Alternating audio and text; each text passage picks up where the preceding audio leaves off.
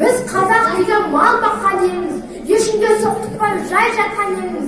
Елімізден құт береке қашпасын деп, жеріміздің шетін жау баспасын деп, найзағай үгіт таққан елміз.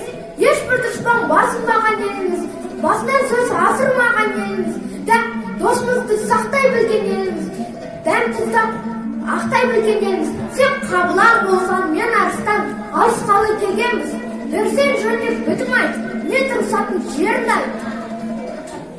Сенің даусың қаздың даусындай екен. Сенің атың қаз дауысты Қазыбек болсын.